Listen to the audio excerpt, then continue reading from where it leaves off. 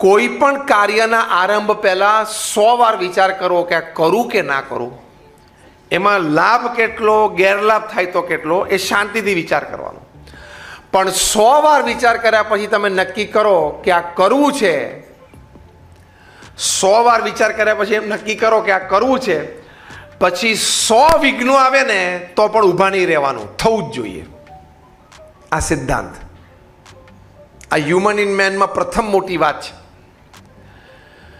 Bill ગેટ્સે બીજો મુદ્દો લખ્યો, ઇન્ટેન્સ હાર્ડ વર્ક, પ્રચંડ પુરુષાર્થ. પુરુષાર્થમાંથી કોઈ દિવસ પાછું ના પડવું, શરમાવું નહીં, ખચકાવું નહીં, કારણ કે પુરુષાર્થ છે એ મનુષ્ય જીવનનું કર્તવ્ય છે. કર્તવ્યથી એક સ્ટેપ આગળ ગૌરવ છે. તમે 8 કલાક કામ ન કરો તો તમને સૂવાનો, ખાવાનો અને પીવાનો અધિકાર જ નથી. અમે પણ 8 કલાક કામ કરીએ છીએ, બધાય કરવું પડે. You have to work. અને કુદરતની દેણ છે કે પૃથ્વી ઉપર જીવ સૃષ્ટિ માત્રમાં પુરુષાર્થનું એલિમેન્ટ મૂકી દીધું. આપણે કહે છે ને, સિંહ છે જંગલનો રાજા છે, તો પણ સવાર ઉઠીને એને દોડવું તો પડે. વાઇલ્ડ લાઈફ એનાલિસ્ટ એવું કહે છે કે એવરેજ કોઈ પણ હિંસક પ્રાણી, ચિત્તો હોય, વાઘ હોય, સિંહ હોય, એ રોજ 12 થી 15 કિલોમીટર ચાલે છે. 12 થી 15 કિલોમીટર ચાલે ત્યારે એને શિકાર મળે. અને દરેક શિકાર કર્યા દોડવા પાછળ બધા શિકાર નથી મળતા. હા, છટકી જાય છે ને શિકાર. તમે વાઇલ્ડ લાઈફ કે ડિસ્કવરીમાં જોયું હશે. એટલે કે દરેક જગ્યાએ આપણે દલાલી સફળ જ જાય એવું નથી થતું. કોઈક જગ્યાએ 2 કલાક બેસીને બધી વાત સમજાય ને પેલો કે સારું, તો પછી હવે જોશું ને વિચારશું.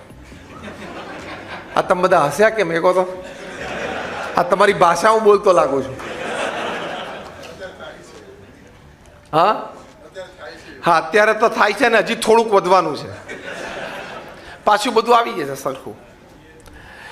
એટલે એની ચિંતા નહીં કરવાની. દર 10 વર્ષે કોઈ પણ દેશે મંદીમાંથી પસાર થવું પડે. 2008માં મંદી હતી, 9માં, એટલે પાછું આવે. એટલે 10-12 વર્ષે એકવાર લો સ્વિંગ આવે જ કોઈ પણ દેશને. અત્યારે ચાઇનાનું 6ની નીચે આવી ગયું ગ્રોથ, ઇકોનોમિક ગ્રોથ 6%ની નીચે આવી ગયો છે. એટલે થાય, બની શકે. એટલે ડબલ ડિજિટ ફિગરમાં નથી, સિંગલ ડિજિટમાં. ટકા ના કહેવાય પણ સિંગલ ડિજિટમાં આવી ગયું. એટલે બનવા જોગ છે અને પાછો સ્વિંગ આવશે. અને કુદરતની મહેર છે, વરસાદ સારો પડ્યો છે એટલે શિયાળુ પાક પણ સારો આવશે, ઉનાળુ પાક પણ સારો આવશે. એટલે પછી તેજી ચાલશે. કારણ કે જે દિવસે ધરતી 1ના 100 દાણા કરીને આપે ને, તે દિવસે જ માર્કેટમાં તેજી આવે.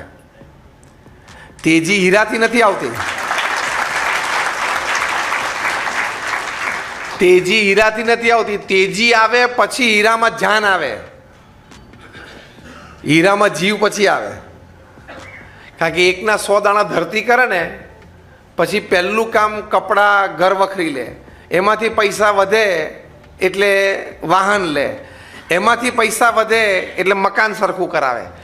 એમાંથી પૈસા વધે પછી તમારો વારો આવે હીરાનો.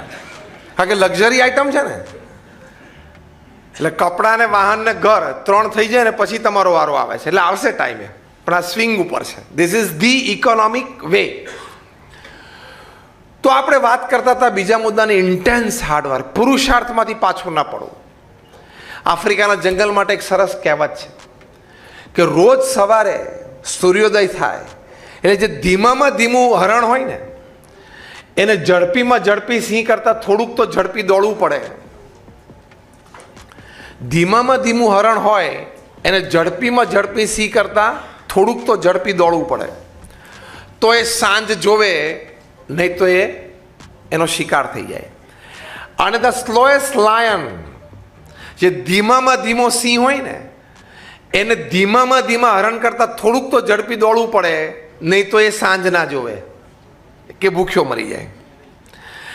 આ વાર્તા લખીને શું લખવામાં આવ્યું છે કે તમે સિંહ હો કે હરણ, સૂર્યોદય થાય એટલે દોડવું તો પડે. તમે મેન્યુફેક્ચરર હો કે ટ્રેડર હોય કે દલાલ હોય, સૂર્યોદય થાય એટલે દોડવું તો પડે. એ સિદ્ધાંત છે. ગૃહસ્થ હો કે સાધુ હો, સૂર્યોદય થાય એટલે દોડવું તો પડે જ. એટલે એ પુરુષાર્થનું એલિમેન્ટ છે. પ્રચંડ પુરુષાર્થથી જ વ્યક્તિ એ બહાર આવી છે. અને પુરુષાર્થ એક એવું તત્વ અને એવો સદગુણ છે કે પછી ભગવાન એને સહાય કરે. તમારો નીતિમય પુરુષાર્થ હોય, ethical hard work, God has to help you. તમારું પ્રારબ્ધ ફરે જ.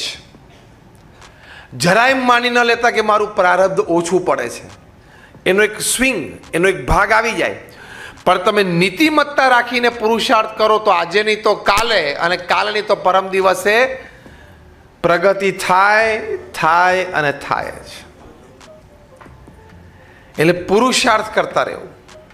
નહીં થાય, નથી ગમતું, નહીં ફાવે, આપણું આ કામ નહીં, આમાં મજા નહીં આવે, આ બધા શબ્દો કાઢી જ નાખવાના.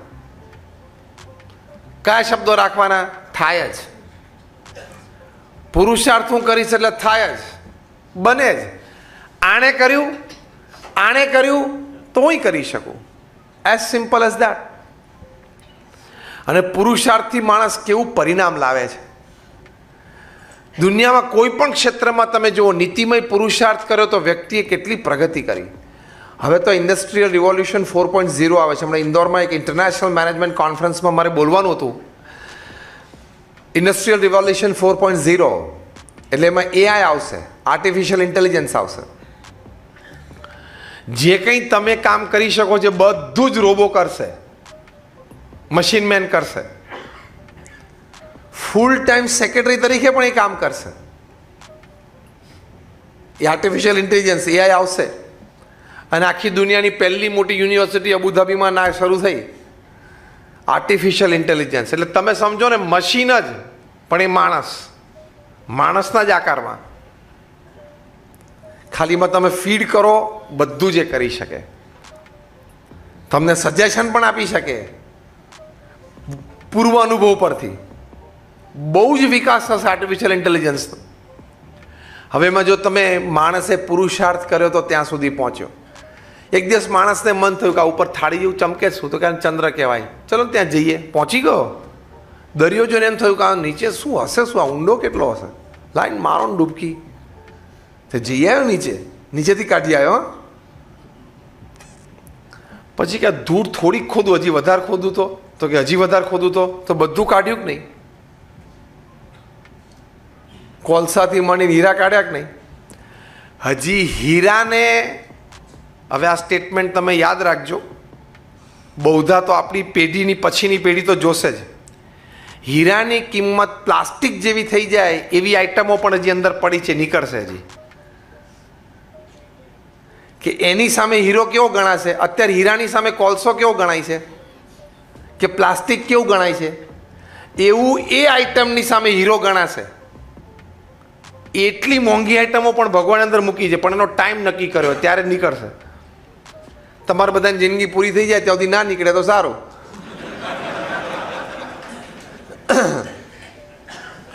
ખૂબ મૂકેલું છે. પછી ધૂળમાંથી બધો કાર્યક્રમ પૂરો થઈ જશે એટલે દરિયો છે. દરિયામાં એના કરતાં 100 ગણું મૂકેલું છે. અને દરિયાનો બધો કાર્યક્રમ 3000ની સાલમાં, 4000ની સાલમાં, એટલે આજથી 2000 વર્ષ પછી એ કાર્યક્રમ પૂરો થશે ખોદવાનો. પછી સ્પેસમાં પણ ભગવાને એટલું જ મૂકેલું છે. કારણ કે 7 અબજની વસ્તીને સવારે ઉઠીને કામ તો આપવું કે નહીં. એટલે ભગવાને બધું ગોઠવી રાખ્યું છે. 8-10% પ્રજા તો પૃથ્વી ઉપર સવારના પોરમાં ઉઠીને ખોદવા જ માંડે છે. ખેડૂતથી માંડીને તમારો માઇનિંગ કરે ને, ખેડૂતથી માંડીને, માઇનરથી માંડીને પેલો બોરવેલ બનાવનારો બધા ગણી લેવાના. 8-10% પ્રજા સવારના પોરમાં ઉઠીને ખોદવા જ માંડે છે. એને બીજો કોઈ કાર્યક્રમ જ નહીં. બીજી 8-10% પ્રજા એ છે કે ખોદેલું જે બધું બહાર કાઢે ને, લોખંડ કાઢે, એલ્યુમિનિયમ કાઢે, પેટ્રોલિયમ કાઢે, ઓઇલ કાઢે, એ પ્રોસેસ સુધી પહોંચાડે, મેન્યુફેક્ચરિંગ સુધી પહોંચાડે. બીજી 8-10% પ્રજા એ પ્રોસેસ્ડ માલ માર્કેટ સુધી લઈ જાય. પૃથ્વી પર 1.5-2% પ્રજા જેવી છે કે શાંતિથી ઘેર બેઠા બધું ભોગવે છે. આ બધો કાર્યક્રમ પતે ને પછી કે નવી ગાડી આવી, ટેસ્લા આવી, આપી ઘેર આપી જાઓ, લાવો અમે ભોગવીએ. તો પુરુષાર્થનું એલિમેન્ટ એ ભગવાને મૂકેલું છે. બધું જ ધરતીમાં ને પાણીમાં ભગવાને મૂક્યું, પછી માણસને બુદ્ધિ આપી કે હવે તું ખોદીને બહાર કાઢી અને આમાંથી 2 ભેગું કર, 3 ભેગું કર, ઓછા વત્તા પ્રપોર્શનમાં ભેગું કર, નવી આઈટમો બનાવ અને તારોય ટાઈમ પાસ થાય 70-80 વર્ષનો પૃથ્વી ઉપર, તારોય મગજ બગડે નહીં, થોડુંક ખાઈ પીને આનંદ કરી લે. એટલું બધું ભગવાને ધૂળમાં મૂકેલું છે. એટલે પુરુષાર્થનું તત્વ એ ભગવાને મૂકેલું છે. પુરુષાર્થમાંથી કોઈ દિવસ પાછા ન પડો. પ્રમુખ સ્વામી મહારાજ તો એક સંત, એમણે એમના જીવનમાં જે પુરુષાર્થ કર્યો, અનબિલિવેબલ. 18,000 ગામડાઓમાં જાતે ગયા. કોકને વોટ લેવા જવું હોય ને તોય ના જાય. હા, 18,000 ગામડામાં જવું એટલે દુનિયાના 60 દેશોમાં 18,000 ગામડાઓ. જ્યારે પ્રમુખ સ્વામી મહારાજની ઉંમર 60, 65, 70, 72 અને 75 હતી ને, ત્યારે પ્રમુખ સ્વામી મહારાજ રાત્રે 10:30 ને 11 વાગ્યા સુધી આદિવાસીના ઝૂંપડામાં બેસીને એને નિર્વ્યસની કરતા અમે જોયા છે. લોકો એમને વ્યક્તિગત પારિવારિક પ્રશ્નો માટે પત્રો લખતા, સોલ્યુશન માટે, સ્પષ્ટ નિર્ણય માટે કે આમ કરું. એવા 7.5 લાખ પત્રો વાંચ્યા અને ઉત્તર આપ્યો. એટલે 45 વર્ષ ગુરુપદે રહ્યા એટલે રોજના 70 પત્રો વાંચવાના અને એનો ઉત્તર આપવાનો. રોજના. અમથું ફરી જાય, ગાંડો થઈ જાય માણસ. સવાર બપોર સાંજ એમ 500 વ્યક્તિઓને વ્યક્તિગત મળીને એનો પ્રશ્ન સાંભળતા, એનો સુઝાવ આપતા અને આશીર્વાદ આપતા. એવા 2 મિલિયન 20 લાખ લોકોને વ્યક્તિગત મળ્યા. 1200 મંદિરો બનાવ્યા 45 વર્ષમાં. એટલે દર વર્ષે કેટલા થયા? 25. દર વર્ષે 25 થયા ને, એટલે 52 અઠવાડિયામાં 25. એટલે દર 15 દિવસે એક. હવે તમે આ કલ્પના કરો, દર 15 દિવસે એક જમીન ખરીદાઈ જાય, એનો લીગલ પ્રોસેસ પૂરો થઈ જાય, એના પ્લાન પાસ થઈ જાય, એનું બાંધકામ પૂરું થઈ જાય, મૂર્તિઓની પ્રતિષ્ઠા થઈ જાય, ગામ ધુમાડા બંધ જમી જાય. દર 15મા દિવસે આ કાર્યક્રમ. હવે ખબર પડી, આ એનાલિસિસ તમે બ્રેકડાઉન કરો ને એટલે તમને આ લેવલ ખબર પડે. દર 15મા દિવસે તમે એક જણો ઓફિસ લેતો હોય નવી, દર 15મા દિવસે એક જણો નવી ઓફિસ લેતો, દર 15મા દિવસે ઉદ્ઘાટન. આમ ઠરી ગયા બધા. આ સ્વામી તમે આ વાક્ય કયું બોલો છો તમને ખબર પડે છે? દર 15મા દિવસે ભલે એક નાની રૂમ લે, 8x8ની, પણ દર 15મા દિવસે એક સંસ્થા ઊભી કરવી એટલે પ્રચંડ પુરુષાર્થ. 110 હોસ્પિટલ, હોસ્ટેલ, સ્કૂલ, કોલેજ ઊભી કરી, 50, 60 એકર ઉપર મોટી સ્કૂલ્સ બધી. તમે અમારા સ્કૂલના કેમ્પસોમાં બધે જાઓ તો તમને અમેરિકામાં એવું લાગે. અમારા જેવા 1100 સંતોને દીક્ષા આપી, એમાં 750થી પણ વધારે સંતો graduate, post graduate, chartered accountant, doctor અને એન્જિનિયર છે. એમાંથી 150થી પણ વધારે સંતો અમેરિકા અને બ્રિટનમાં જન્મેલા, આફ્રિકા અને ઓસ્ટ્રેલિયામાં. એમાંથી 50થી પણ વધારે સંતો Stanford, Harvard, Carnegie Mellon, Yale ઇન્સ્ટિટ્યૂટમાં ભણેલા છે. $1.5 લાખ વાર્ષિક પગાર છોડીને સાધુ થયા છે. એવા કેટલા બધા સંતો છે. આ તો મેં તમને એટલા માટે કીધું, તમને એવું ના થવું જોઈએ કે નહીં ફાવ્યું, નહીં જામ્યું એટલે અહીં આવી ગયા.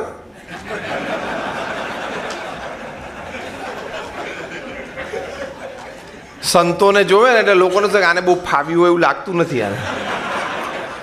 આને કંઈક આમ સંસાર વ્યવહારમાં મજા નહીં આવી હોય, આને કંઈક ગમતું નહીં હોય. બધું ગમેલું હતું, ફાવેલું હતું, બધું જામેલું જ હતું, પણ આ તો પ્રમુખ સ્વામી મહારાજના લીધે અહીંયા આવ્યા છીએ. તમારા બે જ સંતાન હોય ને બેને મોટા કરતા 20 વર્ષના કરતા સુધી તો તમે મા બાપ લગભગ 5-10 વખત હાથ પછાડીને બોલો કે આના કરતા તો તું બોલો, વાક્ય પૂરું કરો, વાક્ય પૂરું કરો. આના કરતા તો તું, ઘણા બધા વાક્યો હોય છે ને. તમારા તો બે છોકરા, તમારું જ લોહી, તમારો જ ઉછેર, મૂળ તો તમારો જ જન્મ, લોહી ઉછેર ઘરના સંસ્કાર તમારા જ, છતાં તમે બેને ઉછેરતા ઉછેરતા આમ ત્રાસી જાઓ.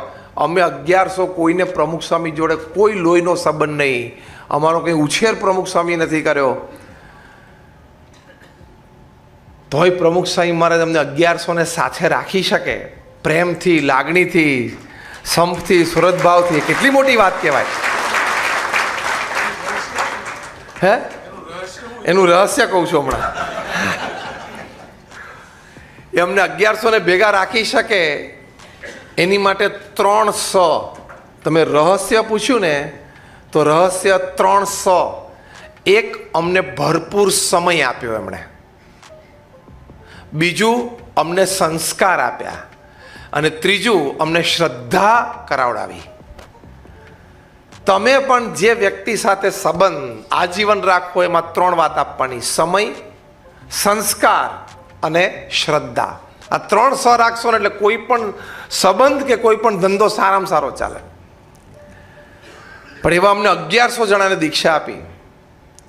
એમાં આદિવાસીમાં વિસ્તારમાં આદિવાસીના ઝૂંપડામાં રહીને મોટા થયા આદિવાસી પણ છે અમારા સંતો. અને હાર્વર્ડ યુનિવર્સિટીમાંથી ડબલ MBA થયો એવા છે. આખી રેન્જને ભેગી રાખવી એટલે આ રેન્જ છે. આખી રેન્જને એક જ કપડામાં એક જ સ્ટાઇલથી ભેગા રાખવા એટલે ચેલેન્જ છે બહુ મોટી. આ તમને કહું છું, એક સિમ્પલ દ્રષ્ટાંત આપું છું, ઘરે જઈને પ્રયોગ કરજો એટલે આજે હું બોલું છું એ કેટલી મોટી વાત છે તમને ખબર પડે. તમારા દીકરાની હેરસ્ટાઇલ તમે બદલાવાનો પ્રયત્ન કરજો.